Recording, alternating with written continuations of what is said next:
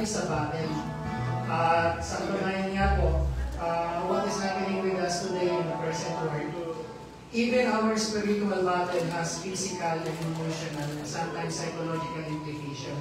Nanonood niya ako sa social media kagabi at isa po sa sinusuportahan ko yung kung kilala po, lalo na ng mga si Charlie Kirk. Siya po ay binaril habang siya po ay nagsasalita po 3,000 to 4,000 people. At ano po ang kanyang ibinaglalaban? Kanyang adhikain at the same time, yung pagiging responsable po ng mga kabataan when it comes to early pregnancy, ginagamit po niya yung salita ng Diyos. At dahil po may mga tao na ayaw nakakarinig, nababanggit ka ng anuman tungkol sa Biblia, siya po ay binaril sa harapan ng napakaraming tao. And what it implies to us as Christians is this: sometimes our battle has a very physical implications into our life. Sometimes when we talk to people, they resent us. Sometimes they became angry at us. And today, mga kapatid, sa ating pong panambahan, sa ating pong pagsamba ngayon, humingi po tayo ng lakas sa Panginoon because life is a battle, as what is being taught by Pastor Raizen.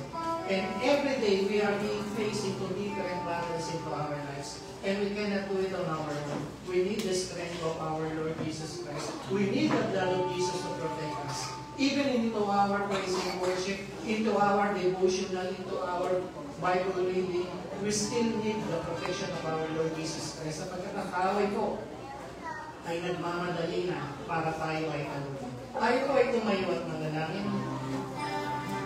Heavenly Father, we thank you for this wonderful morning. We thank you for this wonderful day.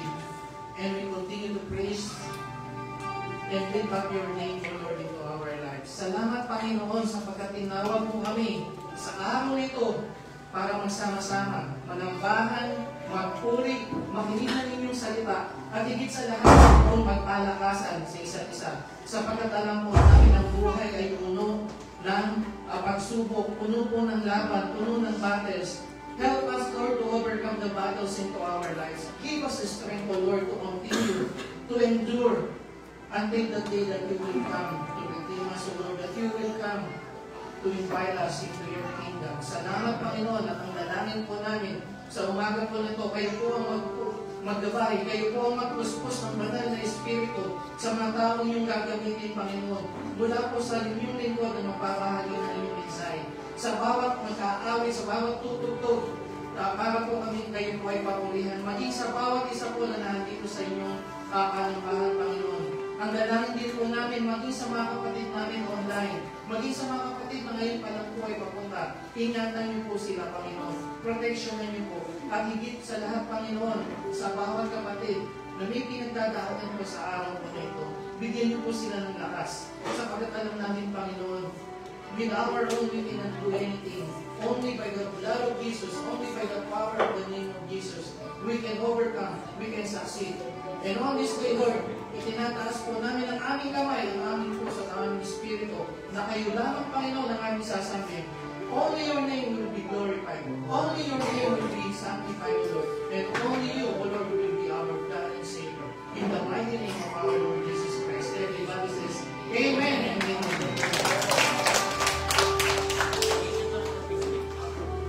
Morning, church. Tayo po ay dadako sa ating pagsamba. At bago po tayo umawit, tayo sinang pong basahin yung verse sa Matthew 26:26-30. Pakiflash yung screen. Sige po, pwede po muna kayo pupusin ulit ang ating po binabasa.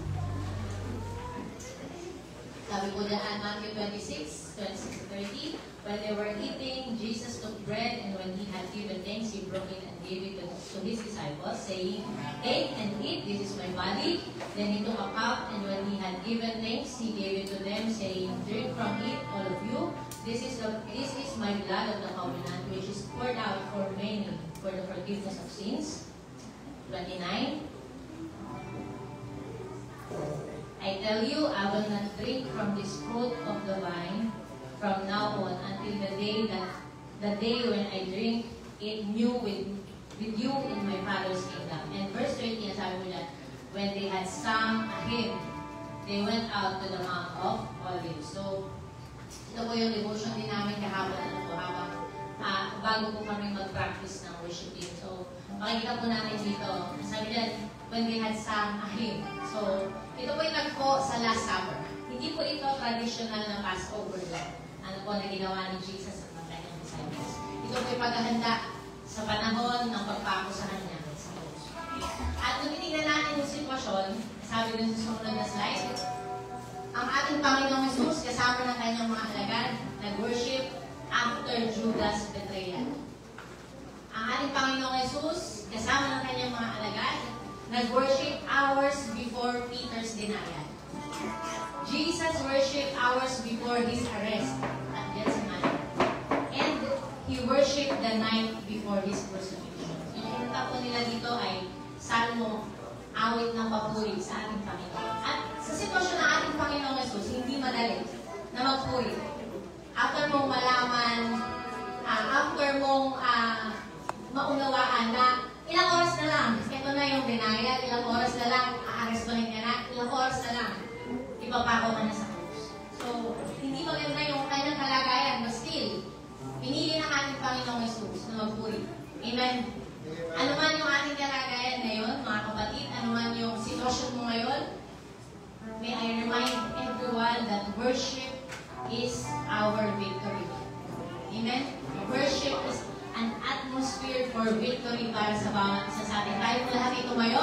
At sa umaga nito, patuloy natin piliin na magpuri at magtagumpay sa pamamagitan ng ating Panginoong Jesus. Amen? Blessed be the name of the Lord. So tayo po lahat ay patuloy na i-welcome ang bawat isa. Welcome po sa ating mga kapatid. Lalo na yung mga bago natin from Salon, Cell Group. Purihin po ang Panginoon. Sige po, pwede po ba natin silang magayan? Ang bawat isa, magayin po natin. I-welcome natin sa presensya ng ating Panginoon.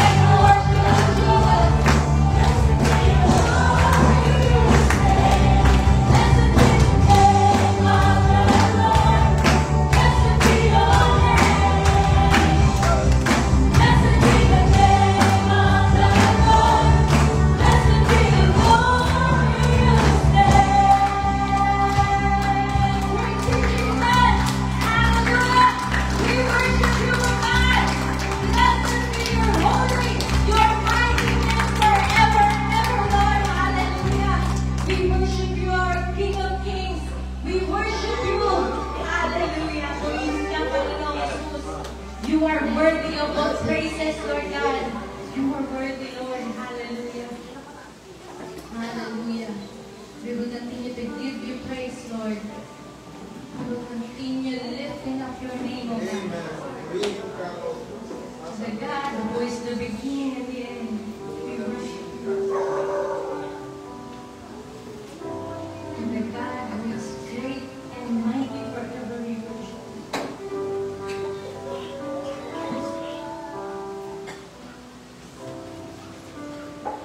We worship you.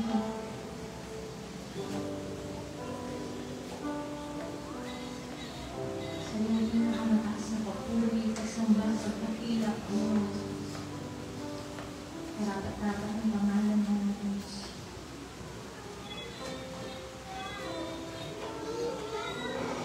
Sambahan ko ang Diyos sa lahat ng oras, sa lahat ng dako, sa lahat ng panahon. Papurihan ang pangalan ng Diyos. Luwalhati ka sa aming mga awit, sa aming pagsambaw.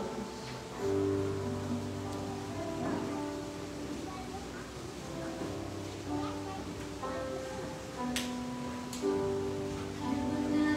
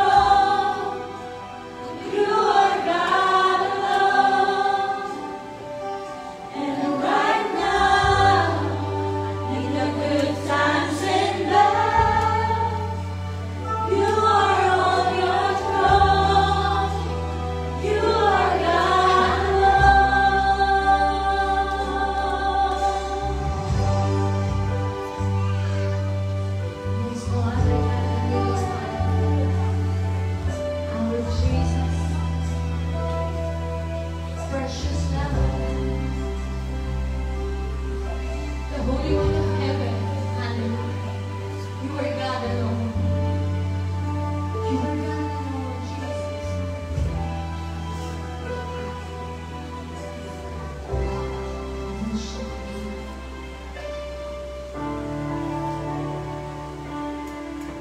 We worship you. Holy, holy, holy. Lamb of God. To you all the glory and praises and honor and adoration. You are worthy of it all, God, forever.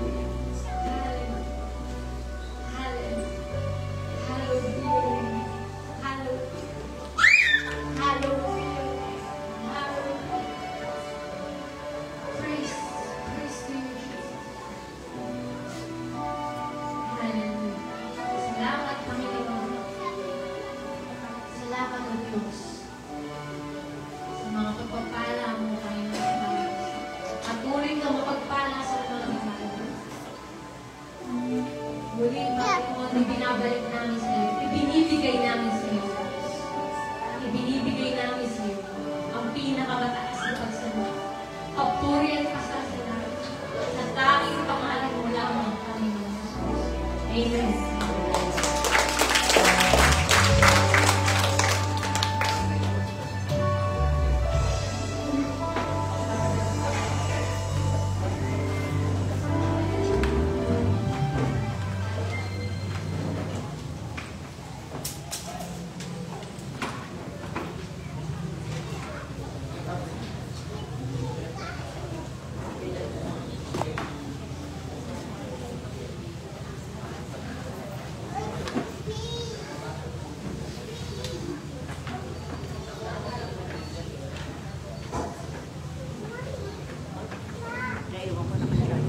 Good morning po. Magandang umaga po sa inyo. Pwede niyo po bang batiin yung katabi niyo? Magandang umaga.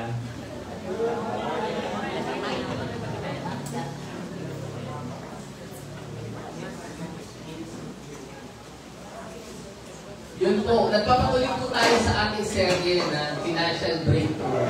Financial Breakthrough. So, sino po sa inyo excited na umasenso sa buhay? Sino yung gusto umasenso sa buhay? Nasa akong kamay? Parang lahat gusto nyo naman. Praise God. No? Hindi ko alam kung alam nyo po, trivia lang po, meron kung 2,350 Bible verses about money. Napakadaming verses na pinag-uusapan patungkol sa money. In fact, may 7,000 promises si Jesus. At pag pinag-usapan po yung about money, meron 2,350. So, pinapakita na importante yung pera at kailangan pag-usapan yung pera. No? Tama ba? Sino dito ayaw pag-usapan yung pera? Ako, church kayo, bakit pag-uusapan yung pera? No. Wala ba yung yung wireless mo? That's from pag-preach pag yung may wireless mo. This yung kinakasal. So, yun po yung sinasabi natin na importante. In fact, ang dami pong nagkakasala dahil sa pera. Alam ni Jesus, most of the time, na ang kalaban ni Jesus sa ating buhay ay ang pera. In fact, sabi po sa Matthew chapter 6, verse 24, sabi ganyan, no one can serve two masters. Yan. No one can serve two masters. Either you will... Ayun, nawala. Either you will hate one and love the other, or you will be devoted to one and despise the other. You cannot serve both God and money. Satan. Money. Ano ba sinabi? Money. Ang kalaban daw ng Diyos most of the time sa buhay natin, hindi naman talaga si Satanas eh. Hindi money. Mas kalaban din si Satanas, don't get me wrong. Pero most of the time, ang kalaban talaga is yung pera. In fact, pag pinag-usapan nga natin, to be honest, sabi ko kagabi, no? Babalik ko yung pera ko, naku, may client ako. Naghahabol ng kota. Pero hindi pinuntahan, of course. Pinuntahan ko muna si Lord. Pero hindi talaga, di ba? Tama ba? Yung iba sa atin ay araw ng Sunday. Praise God. Batiin mo muna yung katabi mo. Praise God na natutuwa ko nandito ka. Hindi, totoo yun. Kasi nga po, alam nyo ba sa mga nagtitinda, sino nagtitinda rito? Sunday ang pinakamabili. Kaya sabi mo sa akin, I'm so happy na tutuwa talaga ako nandito ka. Si nanay, si nanay. Kasi yun nga po talaga, ang madalas, ang kalaban talaga ng Diyos sa buhay natin, pera. Kaya nga, ang dami-dami Bible verses sa Bible about money kasi alam ng Diyos na ito yung struggle ng marami. Tama? Tingnan mo na lang, magkakatapusan na naman, payak na naman sa kuryente. Asan na naman bayaran na naman sa bahay?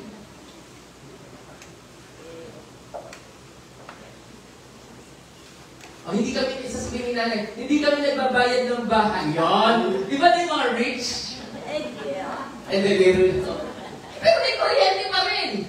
May obligation pa rin. Kung may pinag-aaral ka, yung araw-araw, yung baon, di ba? Ang hirap. Meron akong tanong sa inyo.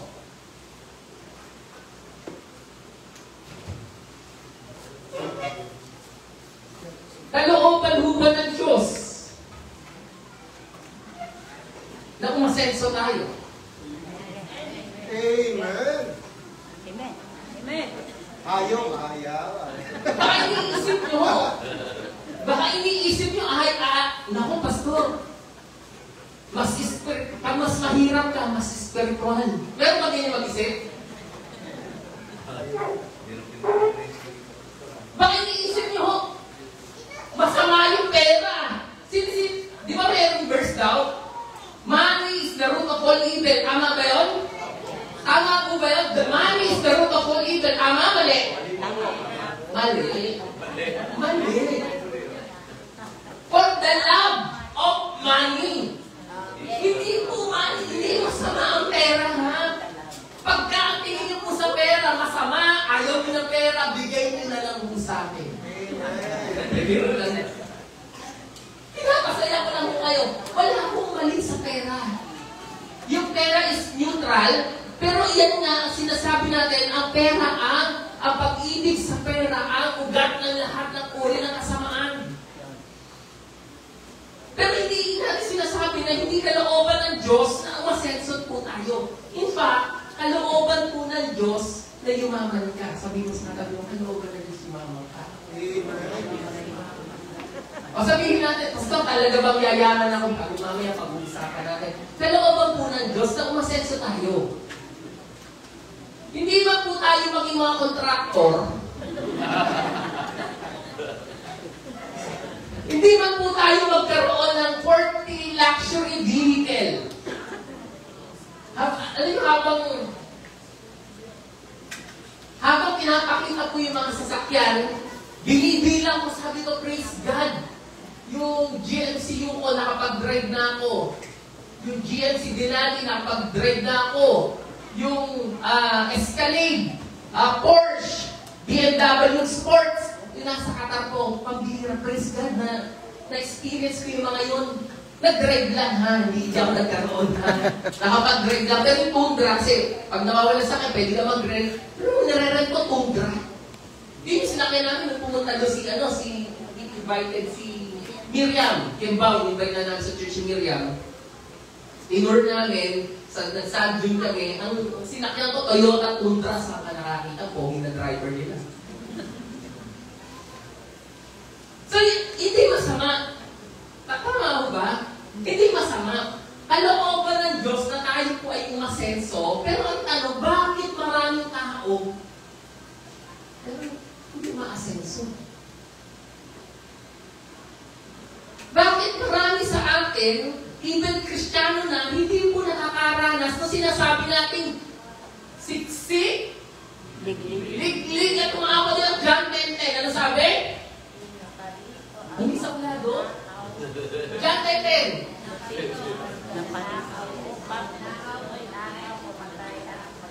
Masara yan. Napalit ang magnanakaw upang magnakaw, pumatay at magwasak. Subalit ako naparito upang bigyan kayo ng buhay na ganap sa atas sa isila. Very good. Bigyan ng jacket yan. Sabi na John chapter 10 verse 10, the thief comes only to steal, kill, and destroy. I have come that they may have life and have it to the full. Yung maganda yung isang translation.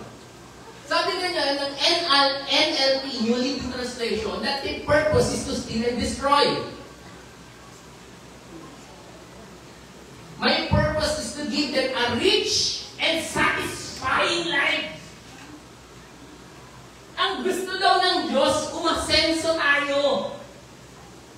Sino sa inyo excited? Kalooban ba na ng Diyos na umasenso ako? kaisipan na habang naghihirap kayo, ay mas spiritual po kayo.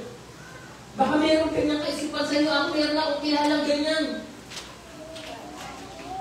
Na ayaw niya umasenso, kasi pakiramdam niya, habang naghihirap siya, yun ang kalooban ng Diyos.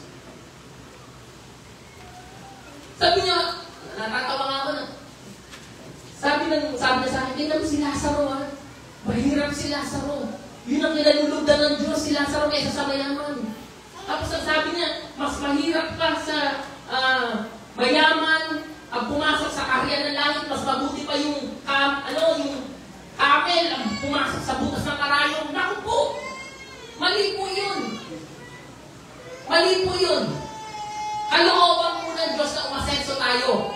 Ang pinag-usapan po doon, hindi po yung yaman, kundi pang-ugali, yung context, may konteksto po yun. Kung gusto niyo i-discuss po yung kausapin niyo po si Pastor Gabi, nandun po siya sa likod. Pero kalooban po ng Diyos na yumaman po tayo at umasenso. Hindi kalooban ng Diyos na maghirap tayo. Kasi ang Diyos natin mayaman at gusto niya yung blessing niya, sineshare niya sa atin. Hindi po sadista ang Diyos. Okay po? Hindi po sadista ang Diyos. Gusto niya umasenso ka. Pero ang tanong, bakit hindi nga po tayo, babalik tayo sa tanong, bakit nga hindi po tayo umaasenso? Next slide. Sabi mo ng Bible, tignan niyo yan. Sabi po, God, sige, pakita mo na. Tingnan niyo, sabi, yan. Sabi po ni Pastor Lance, sino ba yun? God is not just concerned about our future condition, He also minds our present needs. Hindi lang po concern ng Diyos sa ating pupunta ba tayo sa langit, pupunta ba tayo sa impyerno. Gusto rin ng Diyos yung ating present condition ay umaayos po tayo. So, balik po tayo doon. No? Tingnan nyo bakit marami sa atin ang hindi umaasenso? In Matthew chapter 25, verse 14 and 15. Sabi ganyan, for it's just like a man about to go and on a journey, who called his own slave. Yan, wala. Yung bumalik. Parang Galilee. Alam yun? Nawawala, bumabalik. Ayun. Okay, may nagtuloy. Na naman. Sabi ganyan, for it's just like a man about to go on a journey, who called his own slave and entrusted his possession to them. To one he gave 5 talents, to another 2, and to another 1. Each according to his Own ability. Yung pong pag-asenso sa buhay, maiintindihan natin, unang-una, pinondohan na tayo ng Diyos. Okay po? Walang pwedeng magmalaki sa atin na walang binigay sa kanya ang Diyos, kaya siya naghihirap. Lahat po tayo, from the start, binigyan na ng yaman ng Diyos. Pinag-usapan na natin yung gano'ng kalaki yung talent na yan. Yung talent ay hindi po siya talento ng pagsayaw, hindi po siya talento ng pagkanta, kundi yan po ay perang ginagamit sa kanilang panahon. Na-discuss na po yan ni Pastor Gabi noong nakaraan, pera at malaking pera yan. Yung isang talento, ilang milyon? O basta ganon, malaki ang pera na yan, milyon yan. Parang mga 3 ghost project yan. Malaking pera. No? So lahat, binigyan ng Diyos. In fact, kung natatanda ko, yung isang talento is equals to 10,000 denari. 10,000 denari, kung ako nagkakamali Ang isang denaryo ay isang araw ng sweldo. So parang 10,000 days of salary siya. O imagine mo yun, magkano basic salary ngayon? Magkano? 800 ba? Depende, sabi niya pagtapon. Magkano yung basic? Mga 500? 550 times 10,000, that is 1 talent. Malaki-laki pera. Kaya walang pwede magmalaki. Lord, hindi mo ako binigyan. Lahat tayo tayo binigyan. Meron lang binigyan na mas marami. Okay? Pero lahat tayo binigyan. Bakit? According to Ability. ability. Binibigyan tayo ng Diyos ng talento o ng pananalaki according to our ability. So ngayon, kung gusto mo pang umasenso, paano mo gagawin mo? Palaguin. Itaas mo yung ability. Di ba? Itaas mo yung ability to manage. Kasi, yun ang sabi eh. Ang bawat isa, binigyan ng Diyos according to His ability. So, kung gusto mo pa ng mas marami pagtiwalaan ka ng Diyos, itaas mo yung iyong abilidad sa pangangasiwa. Tama po ba? Tama. Yes. So, paano po natin siya gagawin? 4 na bagay yung ating pag-uusapan. Yung ating outline, yan. Sige, pakita nyo nga. Yan yung ating outline. So, paano po natin itataas yung ating kakayanan sa pangangalaga? Una, yung ating kasanayan sa paggawa. Pag-uusapan natin. Pangalawa, yung kaugalian sa paggasta. Pangatlo, kahandaan sa pag-iipon. And pang-apat, katapatan sa pagbibigay. Excited na po ba kayo? Amen. So yan. Sige, puntahan po natin yung una, kasanayan sa paggawa. No, kasanayan sa paggawa. Sige nga, pakiflash nga po. Yan. Sabi ganyan, in Genesis chapter 2, verse 16, but the Lord God warned him. Gary ulit.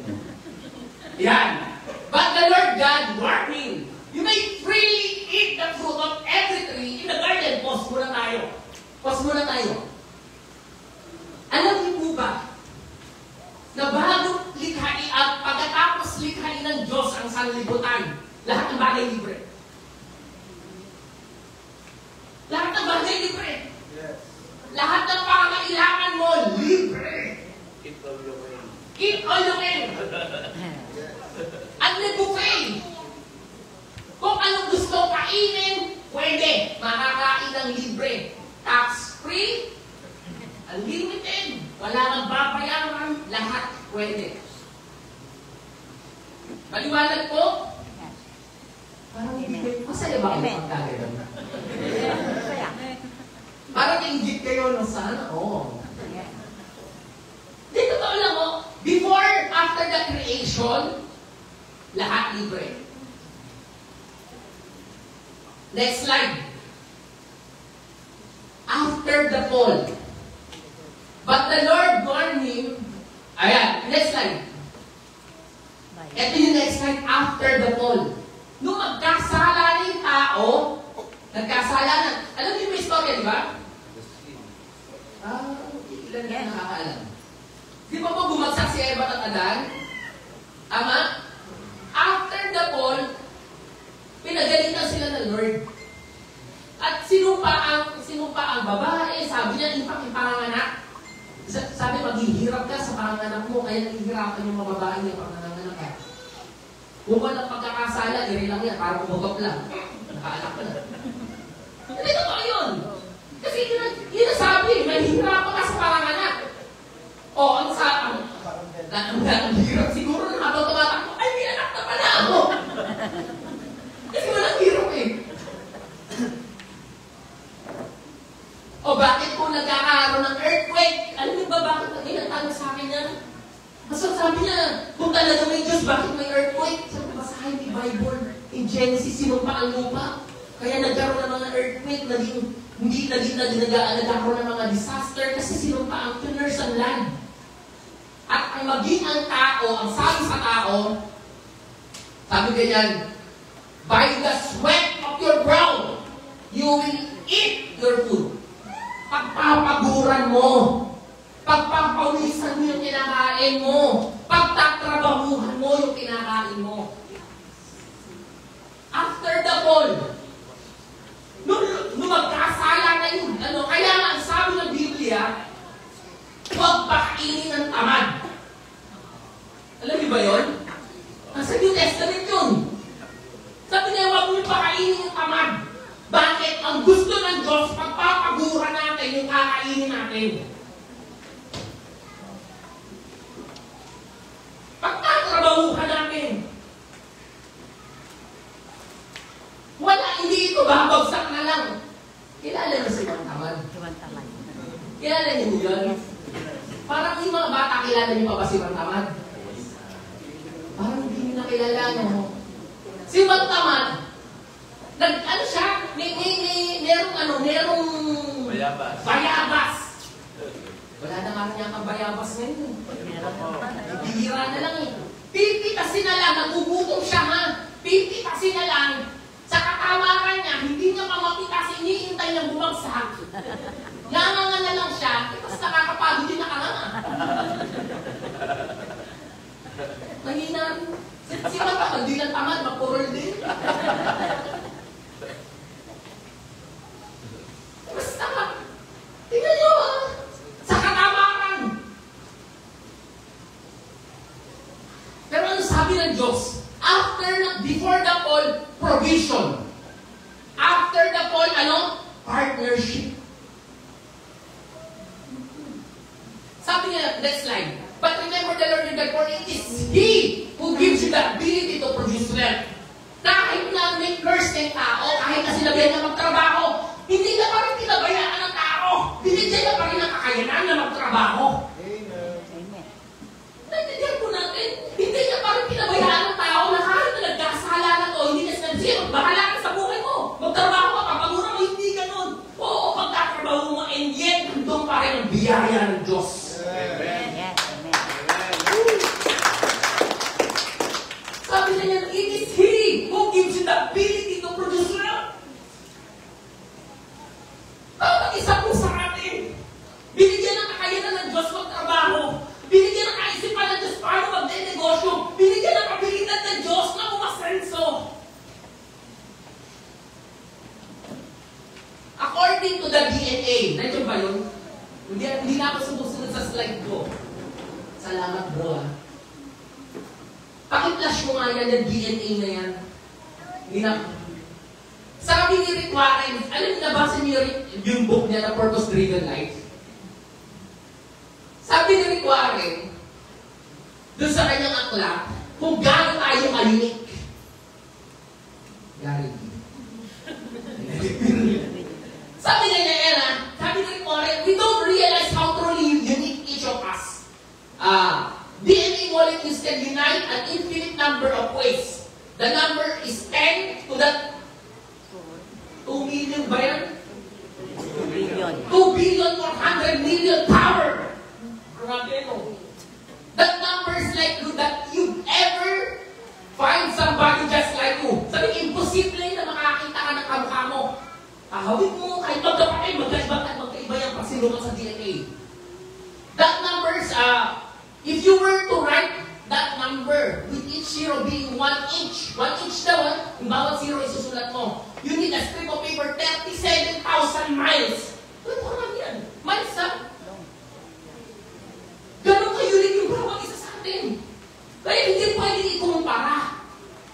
Hindi pwedeng ikumpara, unique ka. Kung unique ka, may kakayanan ka umasenso. Kasi unique ka eh. Naintindihan mo yun? Yung bang isip mo, maaaring may magkamukha, pero sarili mo, ikaw lang yun. Eh, may karapatan kang umasenso at kaya mo umasenso. Parang hindi kayo kumbinsido. Okay. Ay, naintindihan yung sinasabi ko uniqueness. Yeah. Ibig sabihin kung dalawa kayong tindera, hindi ako magbebenta, hindi ako mabebentahan. Parehas na kami, mas magaling sa akin. Hindi, may galing siya, pero may galing ka rin. May galing ka rin kasi equally unique kayo.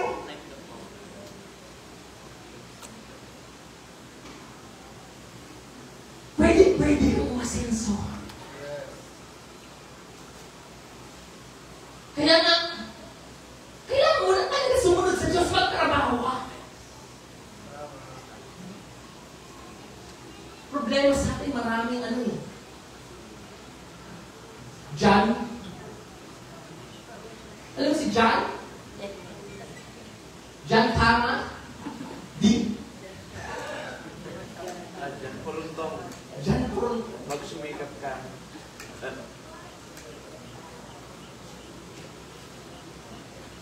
meron pong masaya naman, pero minsan nakakalungkot sa Pilipino. Yung ba matanda na nakaasa pa sa magulang? No. Meron daw mga girlfriend. Sino dito dalaan? Taas ka ba eh? Wala lahat, may asawa na. Sino dalaga? Binata.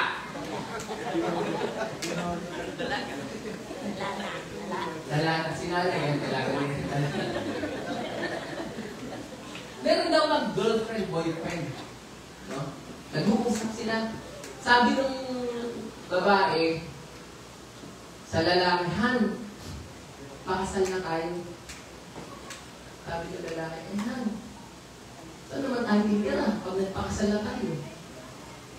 Sabi ng babae, sa nanay at tatay mo muna. Doon muna tayo tira, pansamantala. Kasi gusto na talaga ng pakasal ng babae. Naalala ko si Miss, nangyayaya, pinipilit na.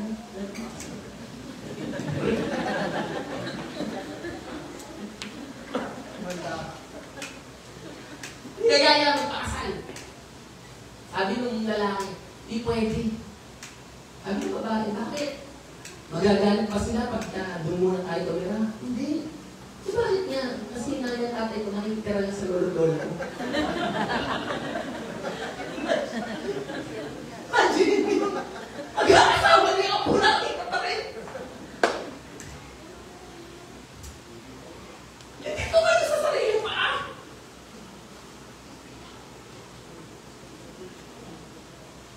Importante tayo magtrabaho. Importante tayo magtrabaho. Tingnan natin, ha? Sabi ganyan. Next slide. Partnership. Yan. Hindi. Pakita mo muna yung verse na ano. Konting halukit. Maganda yan. Sige. Next slide. Yan. Next slide. Hindi. Yan mo yan. Yan. 6 days you shall work. Session na po, 6 days you shall work. Tingnan nyo to, itong verse na to. Sabi natin, partnership at trabaho. Ang sabi ng Biblia, sino dito yung familiar sa 10 Commandments? Taas kamay? Yeah. Hindi magtaas sa kamay, basa ako yung Biblia. Sabi ganyan, Exodus, hindi ako nagsabi, Exodus chapter 34, verse 21, 6 days you shall labor, and on the 7th day, you shall rest. Most of the time, ang weight na binibigay natin dyan, dun sa 7th day. Tama? Uy, magsimba ka. Linggo ngayon, sabi ng Lord, on the 7th, 6 days you shall work, on the 7th day, bigay mo sa Lord, pag-araw ng Panginoon niya. Di ba? Most of the time, binibigyan natin ng weight, yung pagsisimba o yung pagsamba sa Lord sa araw ng Sunday. Tama? Tama naman.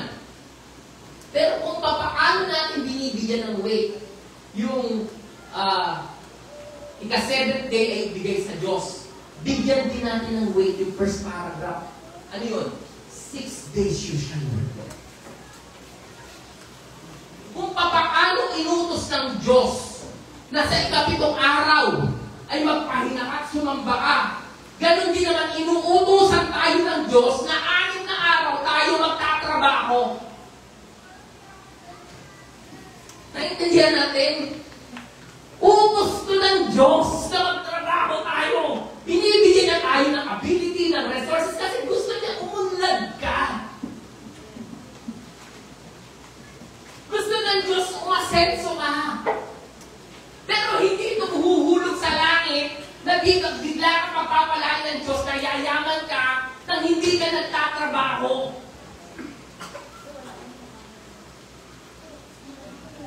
You alone cannot do it. God alone, He won't do it. Ikaw ang instrumento ng Diyos sa pagyaman. Sabi mo sa katabi mo, ikaw ang instrumento ng Diyos sa pagyaman. Ang Diyos ang nagpapayaman, ang Diyos ang nagpapaunlad, pero sarili natin ang instrumento ng Diyos para masenso tayo. Huwag mong iasa sa ibang tao.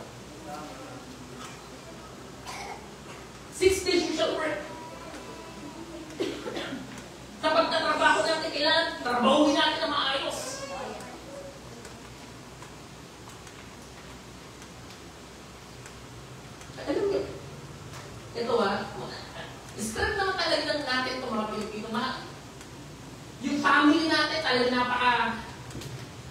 Ano ba yung... Ano talaga yung relasyon natin? Ayaw nga natin nagkakahiwa-hiwalay tayo. Family tayo. Di ba yung talagang gusto natin lagi magkakasama, kaya nga kayo sa tindahan, isa lang yung tindahan, ang dami natin kasama eh. Strong family ties. So, Yan. alam mo, Strong family ties. masada. Sino mamasada? Pero hindi ikaw ito, brada. Masada. Lunes! Boom! Saan kayo? Okay. Saan? Punta. Hindi na kayo isang daan. Okay. Masada. 180 na. May counter na. Wait, 330 na. Pwede na. Garahe na. Alas 11 pa naman baga.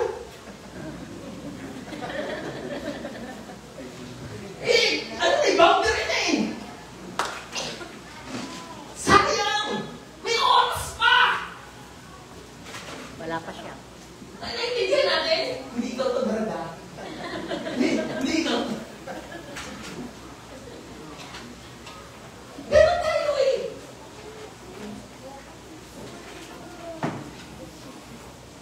Kinakailangan natin sana na ako kumbinsi ko kayo magtrabaho. Kasi walang instrumento ang Diyos para umasenso ka, kundi ang sarili mo. Ikaw ang instrumento ng Diyos. Binigyan kanya ng kakayanan para magtrabaho. Kaya ako hindi ako nagbibigay sa mga namamalimos, to be honest. May mga namamalimos sa akin, akala nila, dahil pastor ako magbibigay ako, hindi ka rito, tatawagan ko, pag-pray kita. Nabibigay ako, hindi pera. Minsan nabibigay ako pagkain, kung ano. May mga times na nagogoyo ako. Nagbibigay din naman ako. One time na nandun ako sa Legends ay taga-Misis. Nakapark lang ako habang nag-grocery sila. May lumapit sa akin. Ako sabi sa akin, wala ba kayong napansin na baka nangyari sa ito? Para alam, may sahaba na ganito. Wala ba kayong napansin na ganito? Eh, wala ko. Kasi tinatanya ko, kanina pa ako nakapark na ako. Eh, bakit po? Kasi may hintay akong kaibigan ko, papunta ako ng ospital, ganyan. Yung anak ko na disgrasya, bla bla bla bla bla. Yung akan ko, yung pare ko, pero wala pa raw. Di gano'n, hindi parang bigat sa akin, emergency. Eh, sir, baka meron kayo dyan. Ganyan. Eh, dahil medyo na, may pera-pera pa ako noon, nasa pakauwi ko lang. Bibigyan ko ng pera. Sabi ni maliit. Bibigyan ko. Okay na, sabi ko sa Lord, ginawa ko to para sa'yo. Niloloko niya ako, hindi, bahala na siya kasi hindi ko naman siya kilala. Pero based sa sitwasyon niya, yun ang hinisgahan ko. Tapos na. After mga ilang linggo, sa malahawa na naman ako. Gano'n na naman! Narinig ko! Ay, hindi ko mali! Scammer! Scammer yan. Naiintindihan ko? Yung kwentong ginamit niya sa akin, gano'n pa rin? May utang ngayon pa rin, gano'n? Nag-iiba-iba lang ng lumakas. Talagang hindi na ako nabibigay. Mali ba na lang ako kakilala? No? Pero yung mga ganun talaga. Bakit? Ang lalaki naman ng katawan. Si Mrs. natutuwa ako sa Lord kasi pag kami mga nagtitinda makakala, hindi namin kailangan, mali bumili ka. Hindi namin kailangan, sa paano mo yan? Bumili ka. Eh, masunurin asawa mo po. Hindi kasi, ang point niya, matanda na to, nagtatrabaho. Kaya kinakagalitan din ako yan. Pagka minsan tumatawad ako, dati yan na lang tatawad ka pa? Tumawad. Sa palengke kasi daming palengke po ako, lola ko, nagtinda sa palengke. Nagtinda rin po ako sa palengke. Nagtinda ako ng asin, nagtinda ako ng gulay. Eh, marunong ako tumawad. Pag tumawad ako, kalahati. Oy, 10 piso, magkano tawad ko? 7 kagad. 7 na lang. Hanggang magkakabulang kayo. O, di ba? Hindi pwede. O, yung tatawad, hindi mo magtumawad. Kaya lang sabi ng asawa ko, bakit? Huwag kita yung ano na, tinikita niya, tatawad ka. O nga. Bakit agad tayo na muna yun? Hindi mo magtrabaho. Ang sinasabi natin magtrabaho. 6 days you shall work, magtrabaho tayo. Gusto niyo pang masenso? Hindi ka lang dapat nagtatrabaho. Dapat marunong kang pumosisyon. You must be in the right place sa pagtatrabaho. Sabi ng Bible kanina, God, paugaling ngayon, God gives you the ability to produce wealth. Ang Diyos ang nagbigay sa iyo ng abilidad para kumita, umasenso. Ito ang napansin ko, maraming tao kaya hindi umaasenso, wala sa tamang lugar. Halimbawa, bibigyan kita ng halimbawa. Ikaw ay singer. Singer ka. Banda ka ng banda. O balitan natin, nagtitinda ka. Nagtitinda ka, halimbawa, nagtitinda ka. Tinda ka ng tinda. Okay naman. Kumikita ka naman, nabubuhay naman kayo. Pero parang sapat-sapat lang. Eh, ang skills mo pala talaga, magaling ka kumanta. Pag kumanta ka, para ka si bamboo. Nakakati yung kawayan yung boses mo.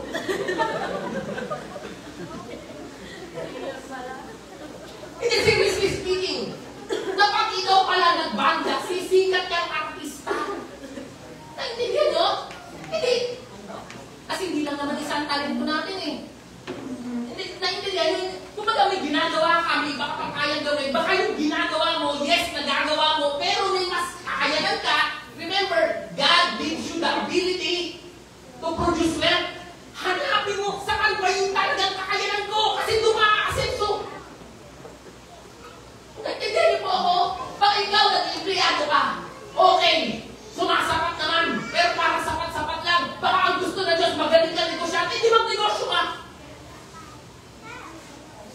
Kung baka naman ikaw negosyo ka ng negosyo, lugi ka na lugi, baka hindi ka palit ka na kakayanan mo magtrabaho, di magtrabaho ka. Kung saan ka nilagay ng Diyos?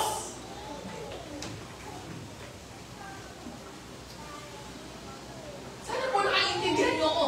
Pumusisyon ka sa posisyon na pinagdadalan sa inyo ng Diyos. Kasi kung naran ka lang, yes, magkakasurvive ka, yes, magkakapera ka, yes, pasusunod mo provide yung pangailangan mo, pero paano kulang kasi hindi yan ang disenyo sa inyo ng Diyos.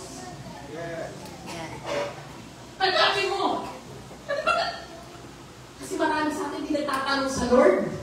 Ano yun si Lord? Lord, ano po ba talaga yung binigay niyo sa akin kaya na? Lord, ano sabi po ba ako talaga gusto?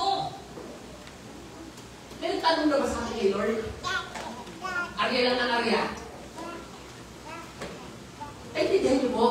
Sino gusto kong masenso? Sino gusto kong yumaman? Taas kamay. Amen. Tanongin niyo si Lord. Paano ba na gusto kong masenso kayo? Tanongin niyo si Lord, Lord, saan mo ko gustong ilagay? At pag nalaman mo, magtrabaho ka ng puspusan. Okay? So yan po. Warning. May warning. Pag hindi mo ginawa to. Balik tayo. Sige. Sige pa. Next slide. Next slide. Yan. Kawikaan chapter 6. Ito ang warning. Pag hindi mo ginawa to. Pag di mo ginawa. Ginawa ko Tagalog para magawin ng masahin. Kaunting tulog. Bahagyang idlip. Sandaling pahinga. Paghanukit-kit. Samantalang namatahinga ka, ang kahirapay darating na parang armadong magnanakaw upang kunin ang lahat ng iyong kailangan. Maghihirap ka lalo.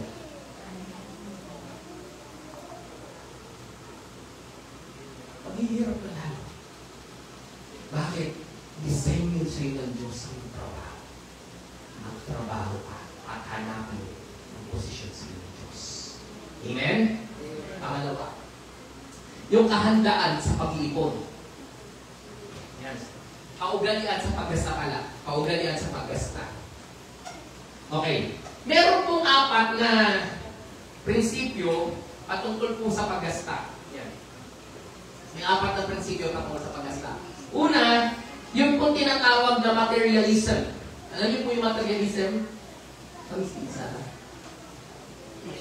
Materialism. Pag sinabi pong materialism, material. Kilala niyo yung mga Nepo babies? Sino nakakakilala sa mga Nepo babies? Yung bang lahat ng uso, lahat ng mamahalin, lahat ng mga sikat na brand, na mga travel, Meron ka. Na ang kasiyahan mo na yung mga mamahaling bagay. Kakabili mo pa lang ng iPhone 15. Tapos nakita ko, kulay white yun, ay gusto ko rin ng black. Yung parang kotse, ay gusto ko yung payong. May nakaka-relate ba? Binili yung kotse dahil sa payong. Hindi kayo nalirinig. Nakikinig ba yung balita?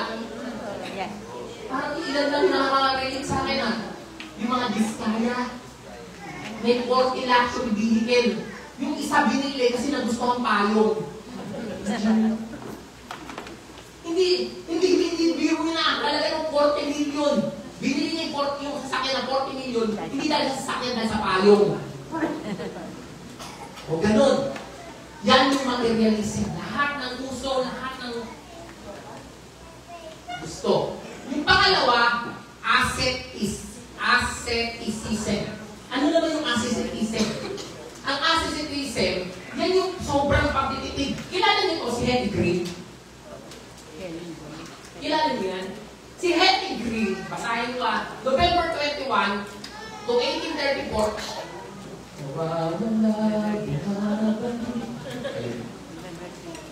Sabi niya yan, ang nickname niya, the Witch of Wall Street, was an American businesswoman and financier known as the richest woman in America.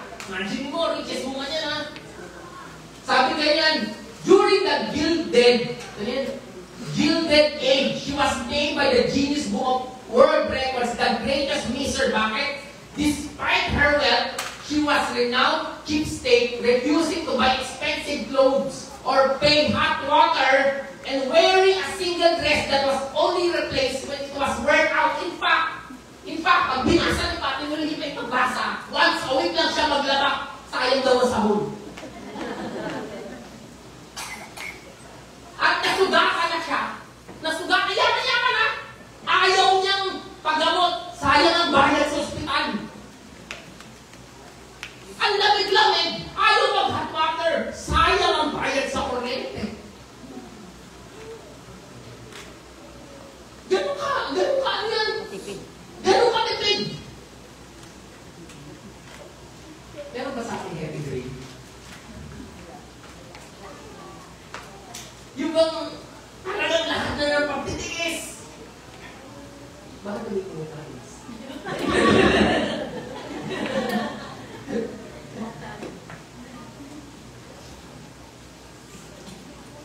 Yan yung pangalawang prinsipyo ng pag-asa. Yung una, sobrang material. Yung pangalawa, sobrang pagtitipid. Yung pangatlo, yung tinatawag na syncretism. Ito naman, magtitipid na magtitipid, pagkatapos gagastahin. Nangyayari, kung nasa katawan, parang ganyan yata kami. Kung nasa katawan kami, pagbalik galing bakasyon pagbalik kami mga May, trabaho, ipon. Trabaho, ipon. Trabaho, ipon. Ipon. Dahil pagdating na susunod na bakasyon, gagastusin lahat yung Boracay tayo, Georgia tayo, Europe tayo, ubos na naman. Wala pa rin.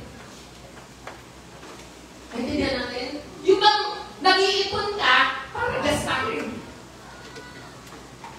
Wala din.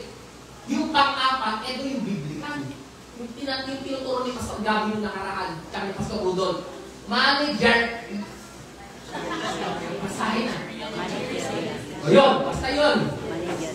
Manager ka. Ikaw yung manager, katiwala ka.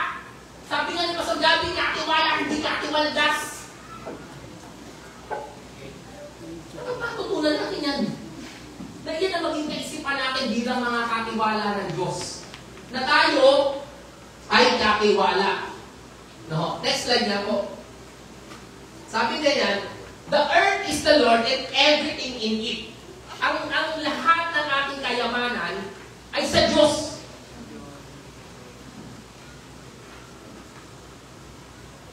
Kaya sabi ni Pastor Rudolph, walang sayo, walang sa akin, walang aking, lahat ay sa Diyos. At kung ganyan ang ating kaisipan, dapat pangangalagaan natin yung pananalapi na pinagkatiwala sa ating Diyos. Amen. Amen. Alam niyo po ba na every financial decision is a spiritual decision? Uulitin ko every financial decision is a spiritual decision. Akala natin, simple lang yan. Pera lang yan, gumagasta lang tayo, pero may water yan. Gaano mo pinapangalagaan yung pinagkatiwala sa iyo ng Diyos? Gaano mo pinangangalagaan yung pinagkatiwala sa iyo ng Diyos? Ano ho? Tingnan natin ho Next slide na. Sabi po ni Larry Burnett, the one principle that surrounds everything else is that stewardship. That we are the managers of everything that God has given to us. Manager daw po tayo, no? Sa mga pinagkatiwala sa atin ng Diyos. Tayo yung manager. Ayaw, ang yata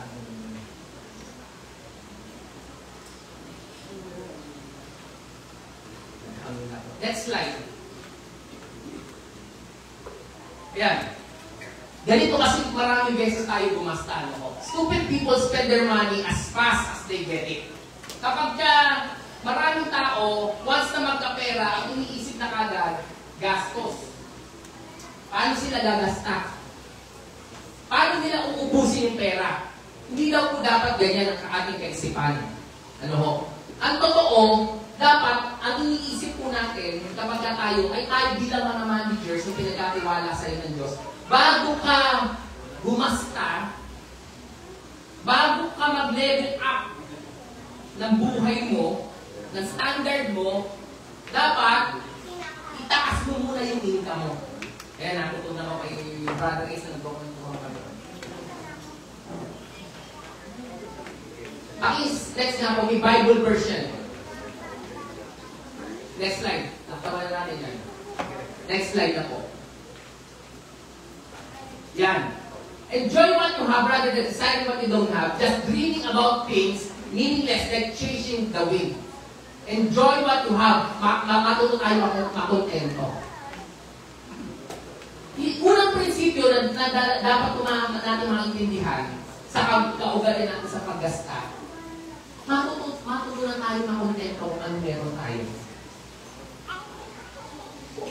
Pagka hindi ka nakontento kung anong meron ka, at hinahanap yung prinsipyo mo according sa standard ng iba, mababaon ka sa utang. Nagtiyakin ko sa'yo. Kapag ikaw hindi ka nakontento sa kung anong meron ka, at sinasabi mo, ito ang standard ng mundo, pero hindi naman yun ang kaya mo, mababaon ka sa utang. Ang isang tinuturo sa atin ng Diyos, enjoy what you have. Bakit? Kulang ba? Sa totoo lang po, itong tanong ko sa inyo, kulang mo ba? Pastor, kulang. Sa paningin natin, maraming kulang. Ang tanong, kulang ba talaga? Kasi yung pagiging kulang, alam nyo, wala yan sa ano eh. Wala yan sa pera. Nasa kaisipan niya. Ulitin ko ang pagiging kulang, nasa kaisipan. Totoo naman kulang kung makaasa standard ko. Halimbawa, nagkukwentuhan nga ako kami. At but before that, I watch a lot of videos po, especially mga Christian preachings or problema ito daw. Sinasabi natin kulang. Kasi yung standard natin ang taas. So kung sweldo ka halimbawa ng 20. Kulang ang 20, malaki. Kulang ang 20, malaki. Malaki. Depende. Kung uupa ng bahay, magkano bahay? 10,000. Magkano hindi naman talaga upa ng bahay? 8,000, 10,000, di ba? Magkano kuryente? 3,000. 4, 5, depende kung may aircon ka. Palagay mo natin 4.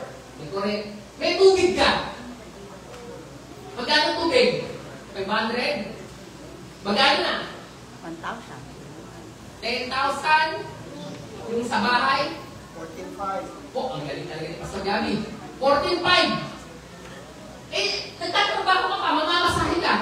May kakainin pa kayo, mag-grocery ka ba? Kulang hindi ang vitamin. Kulang. Kulang talaga. Kulang. Subukan din doon sa ano. Yung kung ikaw ay uupa ng bahay, liitan natin. Maliit lang, yung bahay mo. Upa ka 3,500. Meron ba ganon? Meron. Pero hindi ganon kasing ganda, syempre. Iba yung 10,000. Kung ang kuryente mo, 4,000. Kasi mainit naman talaga sa tanghali, totoo naman. At masarap mag-aircon sa gabi. May subscription ka pa ng Netflix at Disney. Na minsan-minsan mo nalang nagagamit ng Disney kasi mas gusto mo ang Netflix. Pero most of the time, YouTube ka lang. Pero binabayaran mo yun, ha? Binabayaran mo.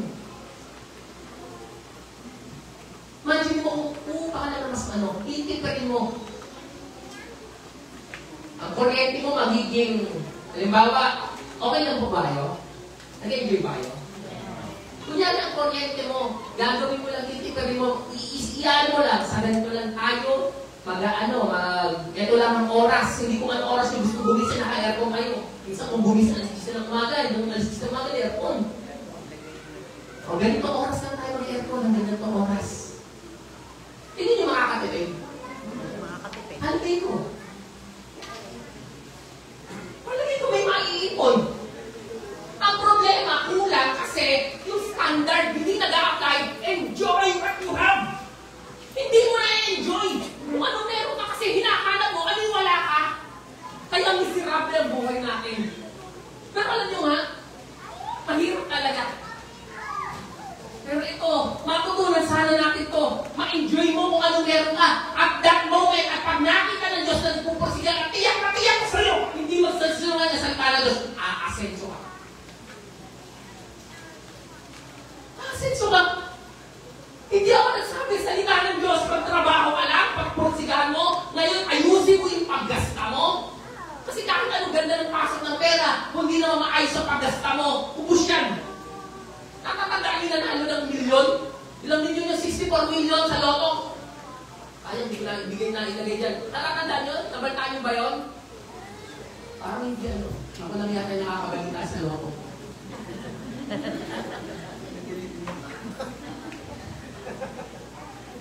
Nanalo 64 million! Spent only in 3 months! May utang pa siya! Hanapin niyo yan! Nanalo na ng 64 million, nagkautang pa. Bakit? Pagkakuha ng pera, balato. Sugal, bili ng bahay, bili ng gato. Party na pa-party, punta yung mga pag-anak, bigay ng bigay. 3 months, ubos.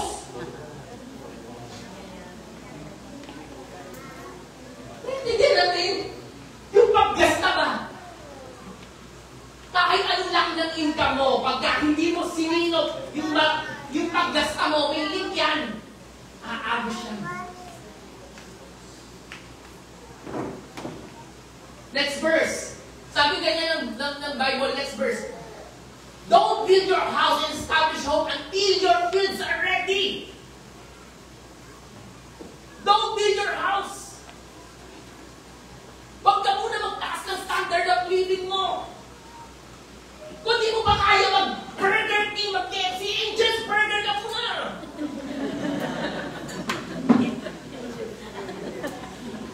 Angel's Burger, unang agad, tinapay lahat. Pangalawa, tinapay.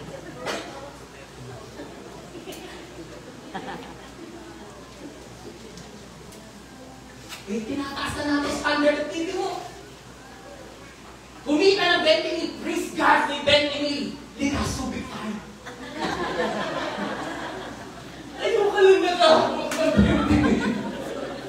Nung mga nakakaka 3,000 lang, ngayon binigyan ka ng Diyos, gusto mo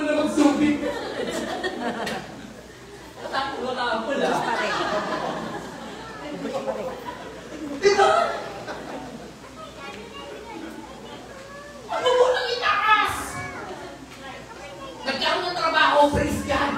Yes! May trabaho na ako sa sweldo, 30,000! Yes! Bili ng kotse.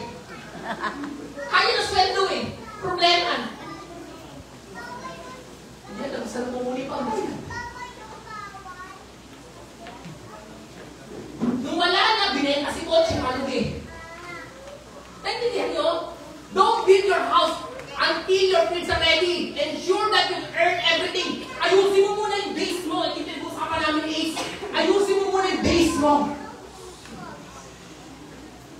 Ayusin mo muna yung ano mo, bago ka mag-expand, magtakas ng standard living mo. Yung foundation mo, ayusin mo muna. Make sure na meron ka ng savings. Bakit pag-usapan natin savings? Meron ka ng savings for emergency. Meron ka ng lahat. Okay ka na. O tsaka ka mag-ano, sinunti. Meron pa nga tayong mali, ma. Nagde-negosyo na tayo, wala pa kayong ipon. Isang kamalay, kamalalo na yan. Halimbawa, nagnegosyo ka na. Okay naman magnegosyo. Pero dapat secured yung base mo. Kasi in case of emergency, malugi yung negosyo mo, paano ka? Diyan, nalugi yung negosyo mo. Pag nalugi ng negosyo mo, may sakit ka lang mo, parang itatakbo sa ospital. Bebenta mo muna siya to. Wala nga eh. Kasi nasa puhunan. Bago mo gawin yan, i-secure mo muna yung base mo. Para whatever happens, hindi ka affected. Hindi ko sinasabi masama na mag-negosyo. Mag-negosyo tayo, yes! Pero bago dan, secure mo muna yung base. Sana nakakapagtanim ako sa inyo mga prinsipyo.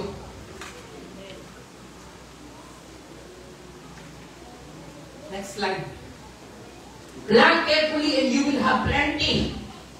Yung sinasabi natin, plan. Ilan sa akin nagpaplano sa paggasta? Nagagaling ba kayo? Si Mrs. nag-stapler yan. Gagawin namin pag-asweld yan, yung withdrawin lahat. Pambayad sa ganito, naka-stapler yun. Ganito, tights to, ito, naka-stapler yan. Nagagaling po ba kayo? O bahala na, gasta na naman gasta. Okay yun, pag marami ka. Pero hindi it is not about yung dami, meron ka. Yung bang prinsipyo na nakatalis mo, yung kasanayan.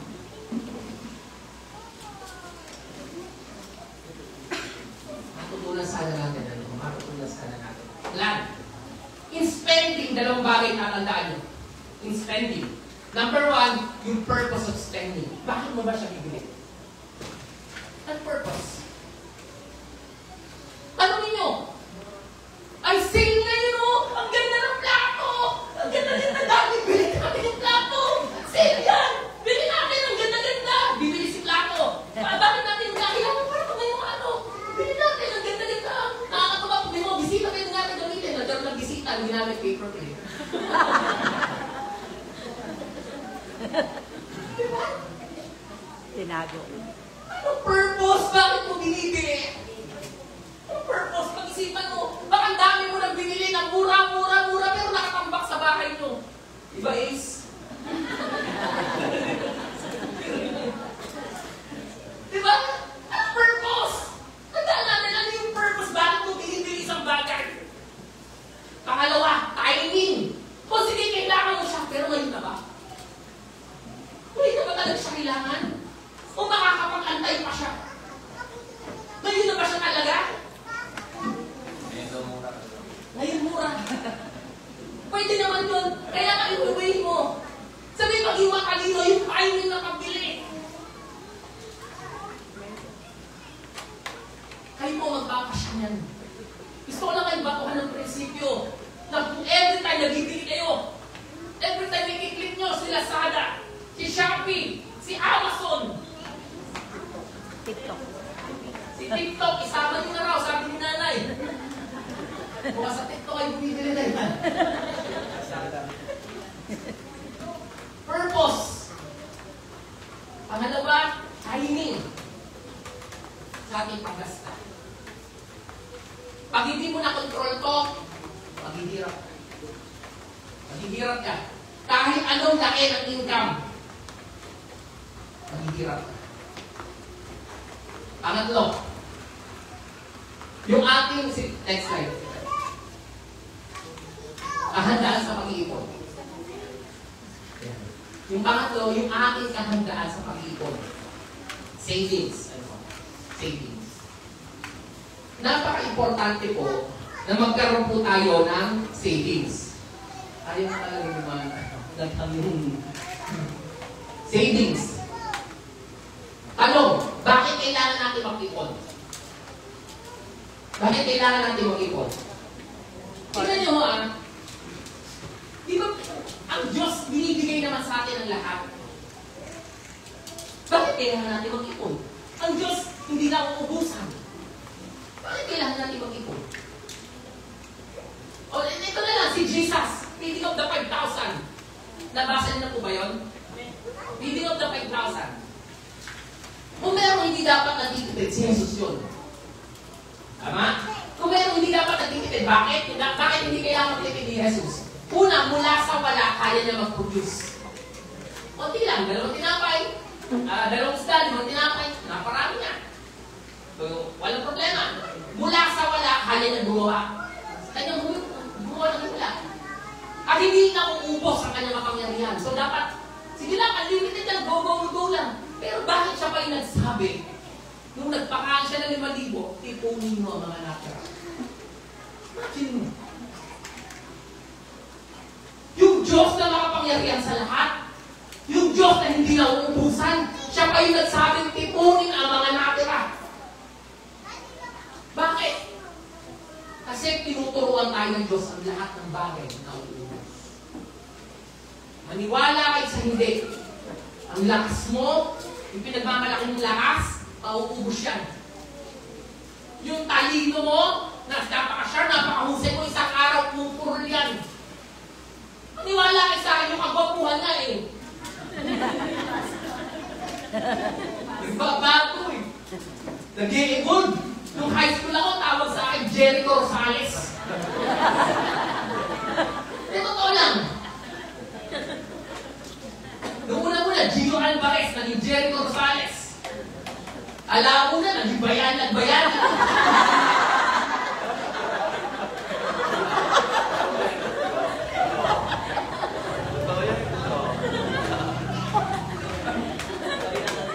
Ang masakit na yung huli. Tawag sa akin, Benpong.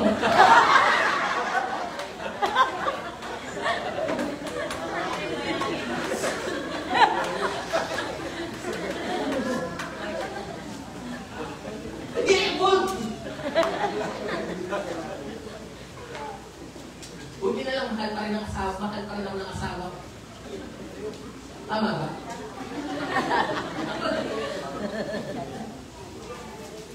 Pero totoo lang, kung lahat ang ubos. Ayamanan mo, lakas mo, talino mo, lahat ang ubos yan. Sa araw, nakita mo, wala na. Kaya dapat mag-ipon. Dapat mag-ipon.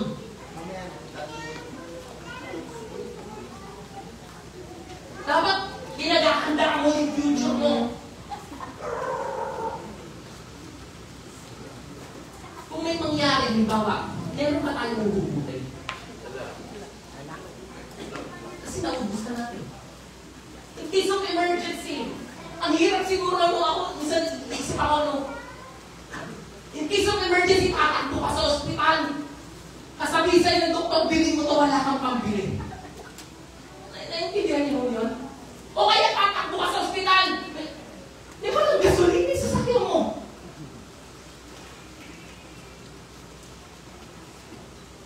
Kasi di mo na na-expect. Emergency nga eh. Mag-ipon. Sana kung meron tayong natututunan natin o bilang mga anak ng Diyos, matutunan natin mag-ipon. Binibigyan tayo ng karunungan ng Diyos na mag-ipon. Hindi ito kawalan ng pananampalataya na sasabihin natin, hindi magpuprovide ng Diyos. Yes, magpuprovide ng Diyos. Pero ikaw, tinuturuan ka ng Diyos bilang tao, mag-ipon ka. Amen. Amen. Nga po palapakan natin natin. Kasi mauubos. Sinabi ko na sa iyo, yung kagwapuhan niya. Pero seriously speaking, lahat mauubos. Dapat natutunan natin mag-ipon. Mag-ipon tayo para sa basic. Yung ating, ito practical lang. Practical mag-savings. Hanggang unti-unti, 3 to 6 months, meron kang ipon para kung may emergency mo, alam mo ng trabaho. 3 to 6 months. Tapos meron ka naman, hindi mo gagawin ka for emergency lang yun. Iba pa yung emergency mo, kaya unti-unti sana mag-iipon ka. Emergency mo na pag may sakit. Unti-unti, yung may savings ka ba? Hinuhulugan mo. Kasi ang savings natin para savings general eh. Kaya kahit ano mangyari, nauubos yun. Ito, allotted lang to talaga. Emergency. Hindi mga sakit, may tapos hospital, emergency. Hindi ang gagawin, emergency lang talaga. Ito naman, emergency na para kung merong mawawalan ng trabaho, 3 to 6 months, nag-gastos natin. Kung ano, magkaroon ng ano, meron tayo, mabubuhay pa rin tayo. Pero meron ka pa rin isa. Yung ba, na-focus mo yung sarili mo? Nakakabangon ka pa. Savings. Mag-ipon po tayo. Hindi po ito kawalan ng pananampalataya. Yung Diyos mismo nagtuturo sa atin. Paghandaan nyo ang bukas. Next slide na po. Ayan o. The wise man saves for the future, but the foolish man spends whatever he gets.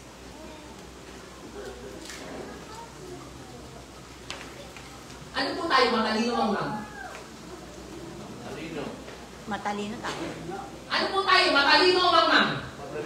Matalino. Nag-iipon ka. Kung matalino ka, mag-iipon ka. Next slide po. The rich rule over the poor and the backward is slave to their ito. Bago ka mag-hit ng positive, i-hit mo muna yung neutral. Bayad ka muna ng utang. Bayad ka muna ng utang. Bakit? Next slide. The wicked borrower do not repay. Sino wicked? Aray ko, yung hindi nagbabayad ng utang. Sabi ng Bible nila, the wicked borrower do not repay. Pagka hindi ka pala nangungutang at hindi nagbabayad, wicked ka. May wicked ba rito? Hindi masamang mangutang ha. Hindi masama. Ako nangungutang ako. Pero nagbabayad ako. Pag hindi ko kaya bayaran, nakikipag-usap ako. Ganun nga ako utang, 2 years na. Pero praise God, saka ako sa babayaran ko na. At nakikipag-usap ako. Nakikipag-usap ako. Hindi masama. Pero, hindi ko kalimot na. Natutunan natin magbayad. Parang ito mahimig kayo. Marami ko ngayon. Parang mo naman sa akin.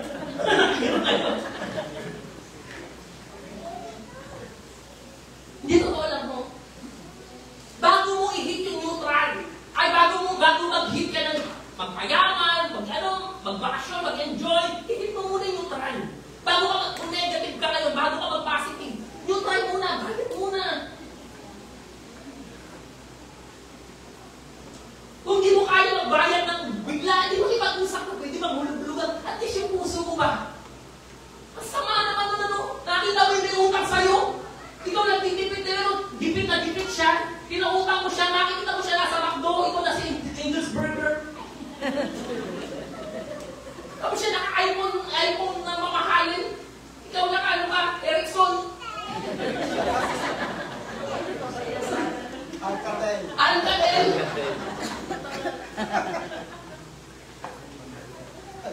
Yung cellphone mo, yung battery, yung Motorola, yung battery ng Motorola, meron sa likod. Diba? Next slide na po. Money that comes easily disappears quickly, but money is gathered little by little will grow. Dapat matutunan natin mag-ipon, hindi lang sa laki, kundi yung ba sa kaisipan, yung prinsipyo na unti-unti, pag natutunan natin to, mag-grow po yan. Amen. Amen. Mga nanay, turuan natin mga anak natin mag-ipon. Pag puro gastahan. Naalala ko yung anak ko, yung pangalan, yung pangalawa. Nasa katar kami. Habang naglalakad kami sa mall, Daddy, let's buy that. Oh, social na. Let's buy that. Go. Wala pang pera na, wala pang salary. Eh di card. Ay, card. Okay. May card na. Turuan po natin sila mag-ipon. Turuan po natin sila mag-ipon. Ayos po? Next slide. Ito sabi then he said, this is what I'll do. I'll tear down the barns and... Anong oras na ba, Pastora? Sige na. Mag-11. Tagal ko na pala kasi wala ko rin ulit. Nagkangila ka. Parang lahat yan. Ang ganda yun. Lahat naghahang na. Baka ako naman sunod na maghang. Then he said, this is what I'll do. I'll tear down my barns and bigger ones, and then I will store a surplus grain. And I'll say to myself, you have a plenty of grain, laid up on many tears, take light, easy, eat, drink, and be merry. But God said to you, fool, this very night, you will be demanded, your life will be demanded from you. Then you will get what you have prepared for yourself. Ito, kailangan natin mag-ipon. Kailangan natin mag-ipon. Kailangan natin paghandaan yung aming buhay. Pero higit sa lahat, ipagkatiwala natin ang ating buhay sa Diyos. Okay? Hindi yun kawalan ng pananampalataya, magtitiwala pa rin sa Diyos, pero at the end of the day, ang pagtitiwala mo pa rin sa Diyos, you will just do your part. Okay po? Next slide, kahuli-hulihan. Next. Kasiyahan sa pagbibigay. Okay, kasiyahan sa pagbibigay. Sabi ng Bible, next slide, honor the Lord with your wealth, with the first fruit of all your crops. Then your barns will be filled with overflowing, and your vats will bring over with new wine. Ito pinag-uusapan natin paano umasenso sa buhay. Yung una, paano umasenso? Parang nakalimutan na ako. Magtrabaho! Work hard! Sabi natin, kasiya, kasanayan sa paggawa. Yung pangalawa, kaugalian sa paggasta. Ayusin mo yung paggasta mo. Pangatlo, kahandaan sa pag-ipon. Yung apat katapatan sa pagbibigay. Sabi natin, honor the Lord. Balik yung verse, kapatid. Honor the Lord with your wealth, with the first fruit. Bakit kailangan unahin yung fruit? Sabi, first fruit, honor the Lord with your first fruit. Bakit kailangan unahin ng Lord? Kung sumasweldo ka ng 10,000, ibibigay mo agad 1,000. Sakit naman mo. Bakit kailangan mo unahin si Lord? Kasi hindi niya. Sa kanya galing yun. Una, ang pera kahit kailan hindi issue sa Diyos. Mayaman ang Diyos natin. Baka isipin nyo, naku, kailangan nyo na, hindi po kailangan ni Lord ang pera nyo. Hindi po kailangan ng Lord. Sorry, pero hindi kailangan ni Lord ang pera nyo. Kahit wala, kahit hindi kayo magbigay, mabubuhay ang church. Kasi sa Lord to ang Diyos ang magbibigay. Kung nakakalungkot isipin na pag mayroong mga tao nagbibigay sa church, akala nila pag may-ari nila ang church at may say sila sa church. Kalimutan nyo. Honor the Lord kasi kaya ka magbibigay, mahal mo ang Diyos. Honor the Lord kasi kaya ka magbibigay, kinikilala mo ang Diyos ang nagbigay sa'yo ng lahat. Kasi ito parang tax to. Ikaw ba magtatax ka sa US? Hindi kasi hindi ka citizen ng US. Sino yung nagtatax sa US? Yung mga citizen. Ikaw, kabilang ka sa kaharian ng Diyos, pero bibigay ka sa Diyos. Remember yung sa ano yung 300s ba yun? Yung pinaka-Spartans?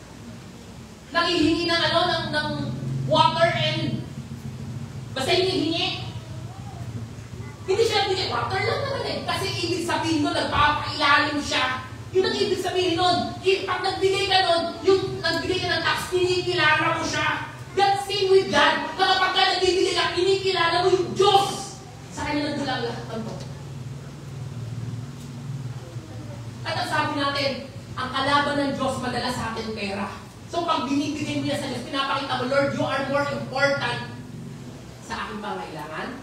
You are more important sa lahat. Oo, mahal ko yung pamilya ko, pero unahin kita dahil mas mahal kita kaysa sa pamilya ko. In terms of priority, inuunan ng Diyos. At pagkagan niya, nakita ng Lord na mahal siya, kapapalain ka ng Lord. Hindi ko pera.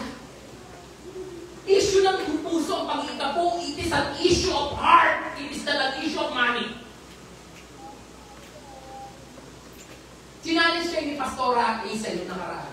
Sabi sa atin, una, patunayan nyo, maging tapat ka. Hindi lang dahil nagiging tapat ka sa pagbibigay, pero parang, talaga ba, bigay ka? Hindi.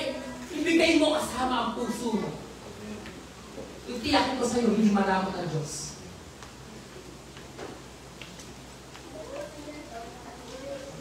Bigay mo para sa Lord. In fact, hindi na sa atin yan. Pag nagbigay ka, hindi ka pa nagbibigay kasi sa Lord yan.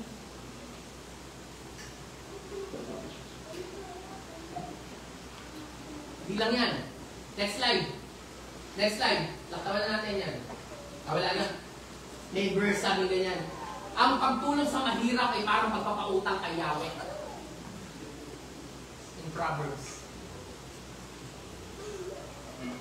Matutunan din po natin tumulong sa mga nangangailangan. Imagine mo, ang pagbibigay sa mahirap ay parang pagpapautang kay at si Lord, ayaw niya na may utang, marunong siya magbayad. Kahit hindi kayo mabayaran ng tao na nangutang sa inyo, nagipit, si Lord na magpapalit sa inyo. Gusto niyo umasenso? Sundin natin yung apat. Una, yung ating kasanayan sa paggawa, yung ating kaugalian sa paggasta, yung kahandaan natin sa pag-ipon, yung katapatan natin sa pag-ipon. Ibigay natin ang para sa Diyos. Amen? Kailangan po natin. Pagkatiwala natin, gawin natin yung part natin, pero at the end of the day, pagkakatiwala mo sa Diyos ang buhay mo. Kasi siya naman talaga lahat ng bibigay sa atin. Amen po ba? Let us pray. Heavenly Father, we're thankful, Lord God, for this morning. Sa lahat po ng mga napag-usapan po namin, Panginoon. Samahan mo po kami, nawa natin po kami, Panginoon, sa simpleng usapan.